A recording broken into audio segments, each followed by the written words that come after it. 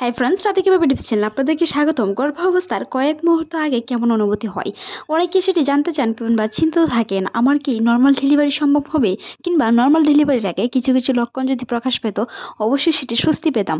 আজকে এই ভিডিওতে আলোচনা করব এরকমই কিছু গুরুত্বপূর্ণ বিষয় নিয়ে, যেটি আপনার নর্মাল ডেলিভারি কিংবা আপনার জ্বরের মুখ খুলেছে কিনা সেটি আপনি ঘরোয়াভাবেই বুঝতে পারবেন। মতো হলো গর্ভাবস্থার শেষের দিকে, অর্থাৎ আপনার যখন 8 মাস শেষ হয়ে প্রায় 9 মাসের দিকে আসবে। অনেক মায়ের হয়ে থাকে প্রায় 9 মাসে, কিন্তু অনেকে নর্মাল ডেলিভারি কিংবা সিজারিয়ান হয়ে থাকে। সেটি আপনার মাসিকের হিসাব অনুযায়ী হতে পারে, তবে মাসিকের কিছু হিসাবে যদি আপনার ঘুলমিল থাকে সেই ক্ষেত্রে আপনার ডেলিভারিটি আগে যেতে পারে, কিন্তু কারো কারো ক্ষেত্রে সেটি 10 মাস 10 দিনে পূর্ণ হয়, কারো ক্ষেত্রে সেটি 9 মাসেও হতে পারে। তাই গর্ভাবস্থার প্রায় শেষের দিকে, যখন আপনার 8 মাসের শেষের দিকে, তখন আপনার তলপেট হালকা ভারী মনে হতে পারে আগের তুলনায়।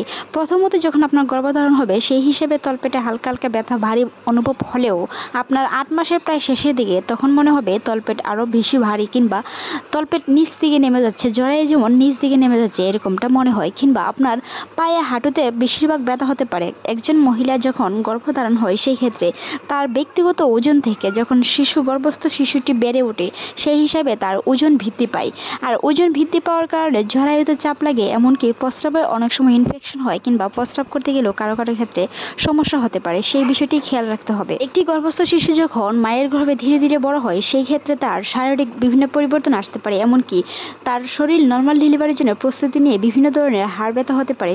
সেটি নিয়ে তেমন দুশ্চিন্তার কোনো কারণ নেই, তবে কোনো কোনো ক্ষেত্রে তলপেটে বেশিরভাগ ব্যথা হলে বা লেবার পেন হলে সেই ক্ষেত্রে যদি না বুঝতে পারেন কোনটি লেবার পেন কোনটি আপনার হার্টবিট, এই হিসেবে যদি আপনি না বুঝতে পারেন সেই ক্ষেত্রে চিকিৎসকের পরামর্শ নিতে হবে। মনে রাখবেন, কোনো কোনো ব্যথা আছে যেটি আপনার অনাগত সন্তানের জন্য অনেকটা বিপদ আনতে পারে। তাই যে কোনো ধরনের ব্যথা যদি বেশিক্ষণ থাকে বা দীর্ঘদিন ধরে হয়ে থাকে সেই ক্ষেত্রে অবশ্যই সেটি নিয়ে বসে থাকা যাবে না, চিকিৎসকের পরামর্শ নিতে হবে, এমনকি ডক্টরের সাথে খোলামেলা কথা বলতে হবে। মনে রাখবেন, গর্ভাবস্থা শেষের দিকে আপনার যখন ঝরের মুখ খুলবে সেই সময় আপনার তলপেট ভারী লাগতে পারে, কিংবা অ্যামনিওটিক তরল হালকা হালকা করে বের হতে পারে। আর অ্যামনিওটিক তরল নিয়ে আমাদের চ্যানেলে অসংখ্য ভিডিও আছে, চাইলে ভিজিট করে আসতে পারেন। তবে মনে রাখবেন, অ্যামনিওটিক তরল যখন আস্তে আস্তে বের হবে সেটি আপনার গর্ভাবস্থার প্রায় শেষের দিকে। যখন অ্যামনিওটিক তরল বের হবে সেটি হালকা হতে পারে, কারো কারো ক্ষেত্রে সেই সময় যদি অ্যামনিওটিক তরল হতে পারে সেটি ব্যথা নাও থাকতে পারে। অনেক সময় নর্মাল ডেলিভারির জন্য ব্যথা কম থেকে শুধু যদি আপনার পানি ভাঙে সেই হিসেবে কিন্তু ডক্টরের পরামর্শ নিতে হবে। মনে রাখবেন, একজন মহিলা নর্মাল ডেলিভারির আগে অন্তত পক্ষে 2 থেকে 3 দিন আগে ব্যথাটা মিটি হয়ে থাকে। গর্ভাবস্থায় বা কিংবা নর্মাল ডেলিভারি এরকম কোনো বিষয় নয় যেটি আপনাকে হুট করে ব্যথাটা তীব্র হয়ে যায়। আস্তে আস্তে করে ব্যথা বাড়তে থাকে, এমনকি যখন আপনার নর্মাল ডেলিভারির সময় হয় সেই ক্ষেত্রে ব্যথাটা তীব্র হয়। অনেক সময় ডক্টর সেটি ইঞ্জেকশনের মাধ্যমে ব্যথা বাড়িয়ে বাচ্চা নর্মাল ডেলিভারির চেষ্টা করে থাকেন। সেই হিসেবে অবশ্যই আপনাকে ধৈর্যশীলতা রাখতে হবে, এমনকি দুশ্চিন্তা করা যাবে না। মনে রাখবেন, আপনার ডেলিভারির ডেট যখন দিয়েছে সেটির 1 সপ্তাহ আগেও হতে পারে, কিংবা 1 সপ্তাহ পরেও হতে পারে। এরকম কোনো বিষয় নেই। যখন আপনার ডেটটি দেওয়া আছে নর্মাল ডেলিভারি কিংবা সিজারিয়ান ডেলিভারির জন্য, যে একটা আলট্রাসাউন্ড রিপোর্টের মধ্যে ডেট দেওয়া থাকে, সেই ডেট অনুযায়ী যে আপনার সন্তান প্রসব হবে এরকম কোনো কথা নয়।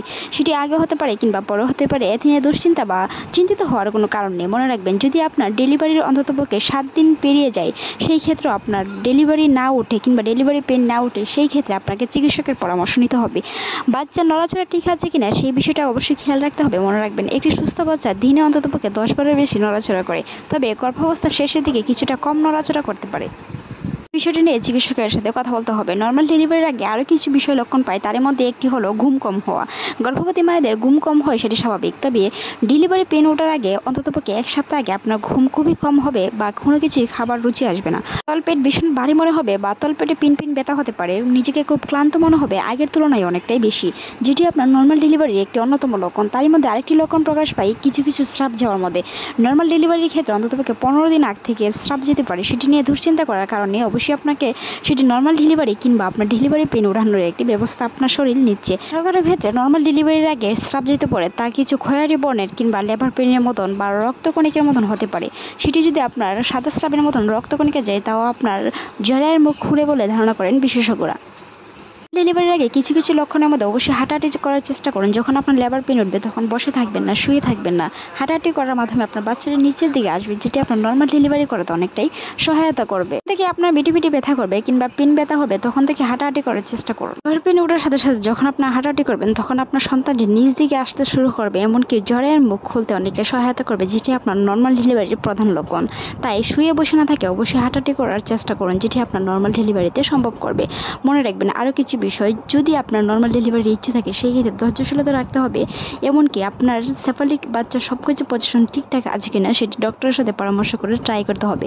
বাসায় ট্রাই করার চেষ্টা করবেন না, কিন্তু হাসপাতালে গিয়ে ট্রাই করতে পারেন যদি আপনার সব কিছু ঠিকঠাক থাকে। একটি সুস্থ মা, একটি সুস্থ সন্তান। ভালো থাকুক আপনার সন্তান। একটি নারী মাতৃত্বর অনুভব করুক এবং কি মাতৃত্বের স্বাদ অনুভব করুন। আজকের এই ভিডিওটি এই পর্যন্তই। ভালো লাগলে আমাদের ছোট্ট চ্যানেলে সাবস্ক্রাইব করার অনুরোধ রইল। আর ভিডিওটি এতক্ষণ দেখার জন্য আপনাকে অসংখ্য ধন্যবাদ।